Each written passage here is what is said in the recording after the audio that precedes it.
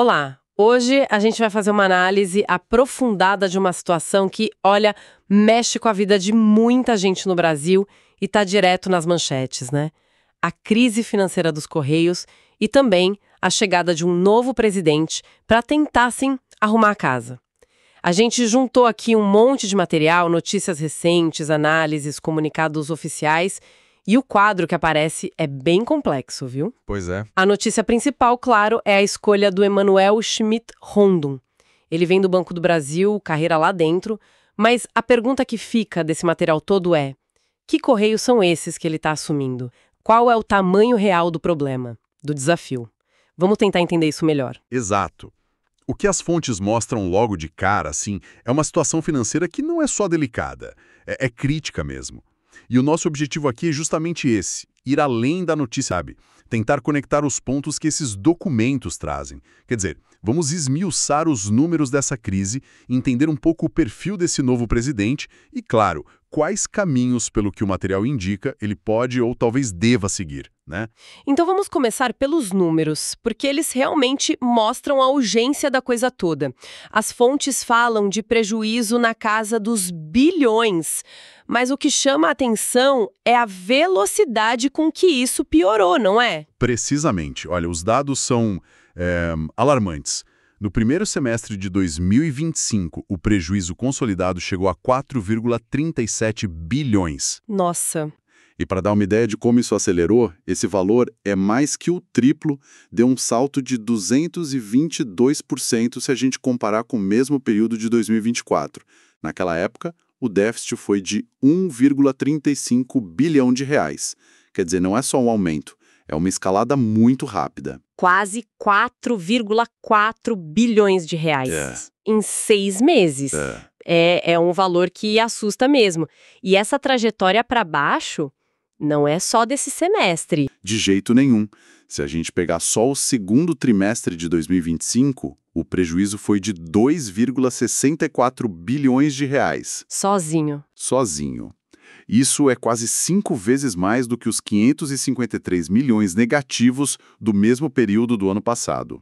É uma piora muito, muito forte em pouco tempo. E tem mais.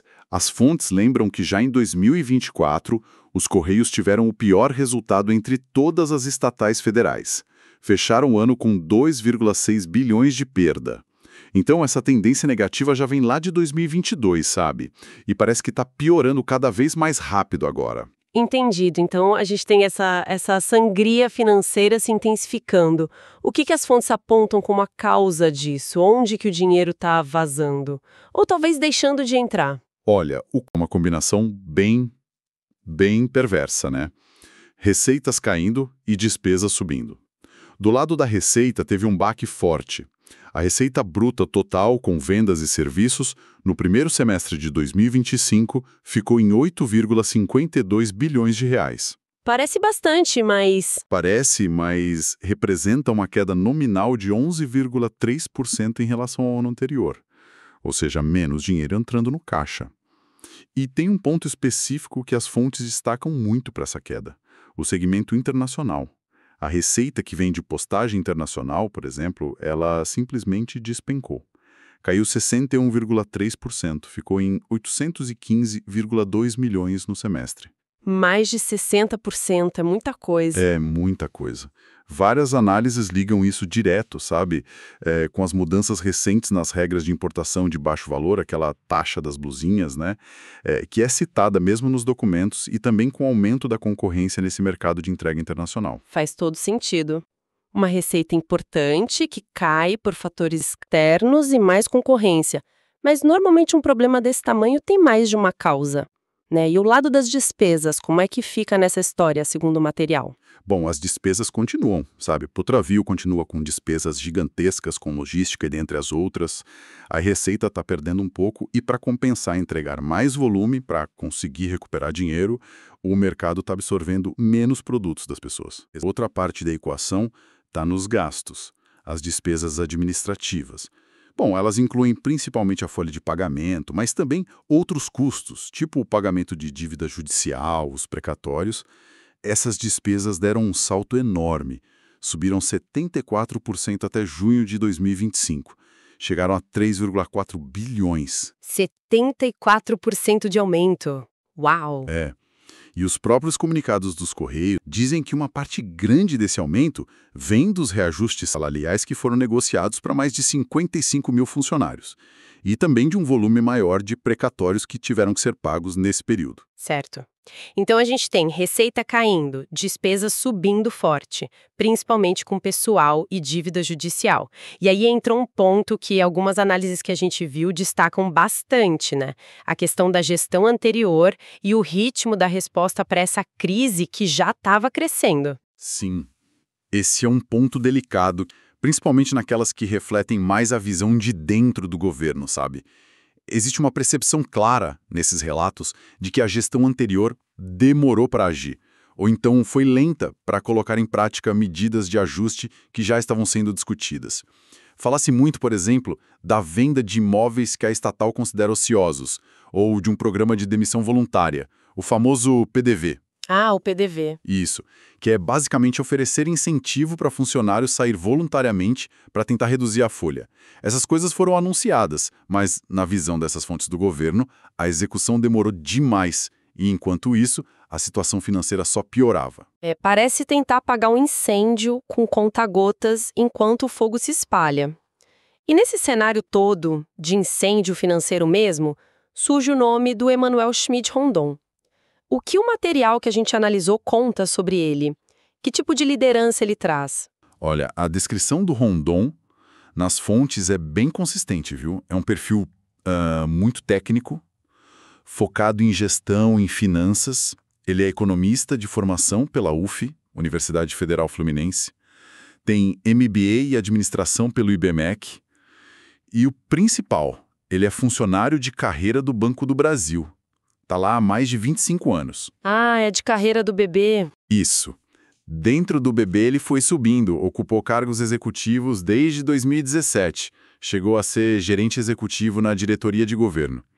O que as fontes destacam muito é a experiência que ele acumulou em áreas tipo gestão estratégica, governança corporativa, que é super importante para a estatal, inovação em serviço financeiro, busca por eficiência operacional, liderança em projeto de transformação digital.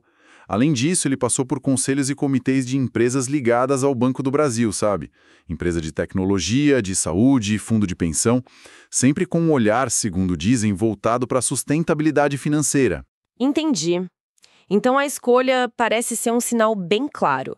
Menos um especialista em logística de correio e mais um gestor financeiro com experiência em estrutura grande, em transformação. Ele vem substituir o Fabiano Silva dos Santos, que pediu para sair em julho, mas acabou ficando até agora, né? Correto. O Fabiano Silva pediu demissão lá no começo de julho, mas a pedido do presidente Lula ele ficou no cargo enquanto buscavam um substituto e preparavam a transição.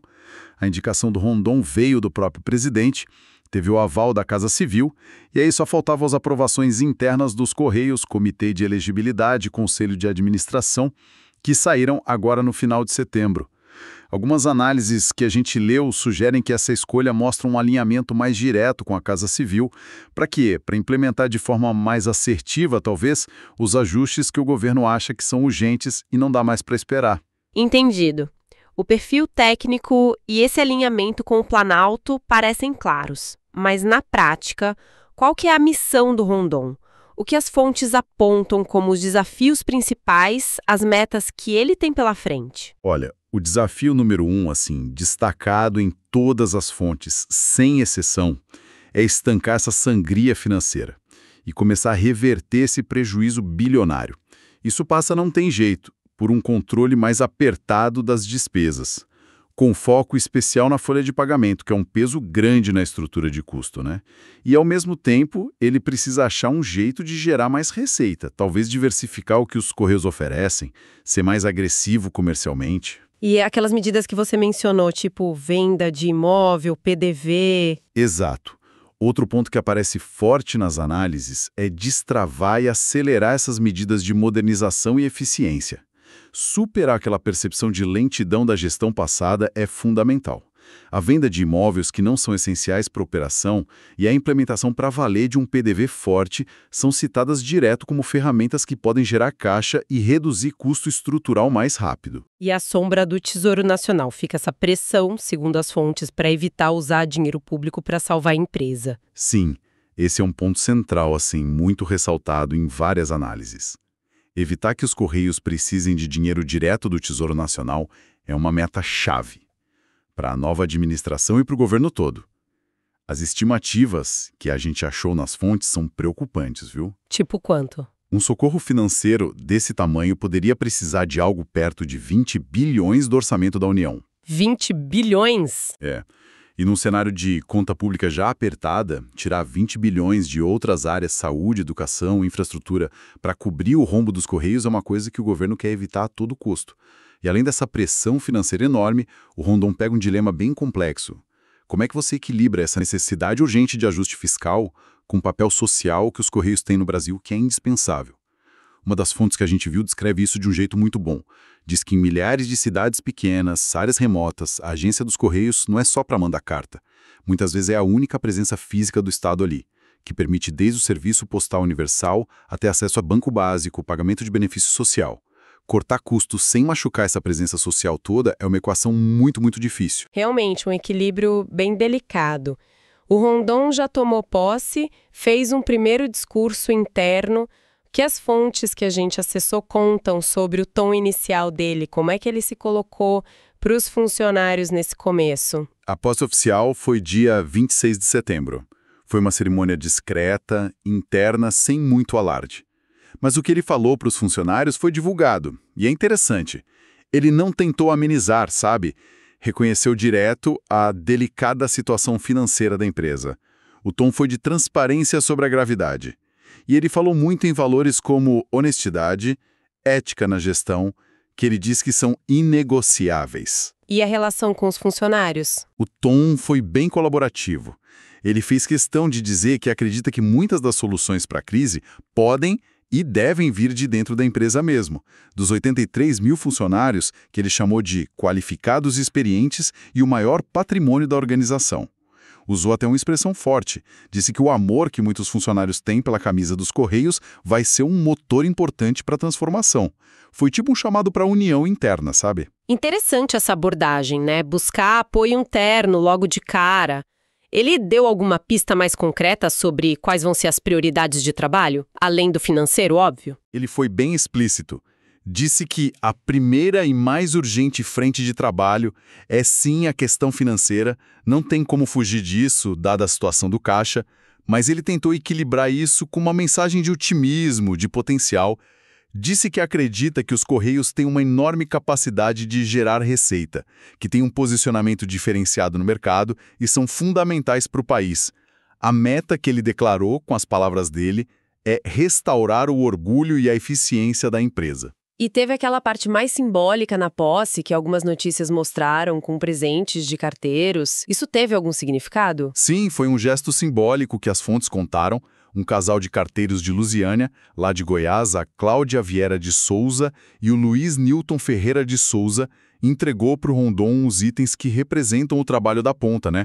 Uma bolsa de carteiro daquelas tradicionais e a miniatura de um caminhãozinho dos Correios. Ah, que legal. Foi um jeito de conectar a nova gestão, que tem esse perfil mais financeiro, com a realidade da operação da empresa. E, além disso, o ministro das Comunicações, o Frederico de Siqueira Filho, que estava lá na cerimônia, entregou para o Rondon o bottom oficial da empresa. O ministro, por sua vez, reforçou o discurso do perfil técnico do novo presidente e da urgência de preparar a estatal para as mudanças globais do setor, né? Tipo a explosão do e-commerce, a necessidade de mais solução digital. Parece mesmo que não tem tempo a perder. As fontes indicam um senso de urgência muito grande. Talvez prazos específicos ou ações que têm que acontecer quase que imediatamente. Com certeza. A palavra urgência aparece em muitas das análises sobre os próximos passos. A situação do caixa da empresa é o ponto mais crítico no curtíssimo prazo. Tem relatos que algumas fontes mencionam de atraso em pagamento para fornecedor. Isso é um sinal clássico de que o caixa está muito pressionado. Por isso, os próximos 30 dias contando da posse são vistos como cruciais. A expectativa é que a nova gestão use esse tempo para fazer um diagnóstico rápido, preciso, da situação do caixa e para começar a projetar os números, as necessidades para os próximos meses. Entendi. É uma corrida contra o tempo mesmo. E aqui tem um dado que realmente mostra a gravidade e a urgência do negócio. As fontes revelam que o governo já tem, sim, um plano de contingência sendo preparado ali nos bastidores, para um eventual socorro financeiro, caso Rondon não consiga virar o jogo a tempo. E mais que isso, está rolando uma negociação delicada na Fazenda sobre um empréstimo de 1,8 bilhão de reais, que os Correios pegaram ainda em 2025 com o BTG Pactual e o Citibank. A preocupação é que o volume de sentença judicial contra a empresa, que está crescendo, possa ter ultrapassado algum limite do contrato. Isso daria aos bancos o direito de pedir o pagamento antecipado da dívida. Ou seja, a pressão financeira é agora e vem de vários lados. Uau! Então, o cenário que essas fontes desenham é realmente dramático. Uma empresa que é um ícone, fundamental para integrar o país, com papel social enorme, principalmente longe dos centros urbanos, mas que está, assim, tecnicamente quebrada, com prejuízos recordes e correndo contra o tempo. A nomeação do Emmanuel Rondon, esse técnico vindo lá do coração do sistema financeiro, parece ser a aposta do governo para uma intervenção de choque, focada quase que totalmente em estancar essa hemorragia financeira. É isso? Exatamente essa leitura que sai do conjunto. A missão dele é claríssima e é brutal. Cortar custo onde der, implementar a medida de eficiência que estava parada, achar nova receita rápido e fazer tudo isso com o olho do público em cima, a pressão do tempo e a ameaça constante de um colapso financeiro que ia exigir uma intervenção pública caríssima. O tamanho e a complexidade do desafio que o Rondon tem pela frente ficam muito, muito claros na análise desses materiais. Fica, então, a reflexão, que parece inevitável depois de olhar todo esse material. Num país com o tamanho e as desigualdades do Brasil, como é que se concilia essa busca implacável por eficiência financeira, que é um mandato claro do novo presidente, com a preservação da missão social histórica dos Correios, que é garantir o acesso universal ao serviço postal e ser, muitas vezes, o único braço do Estado em tanta comunidade isolada? É uma corda bamba muito delicada, né?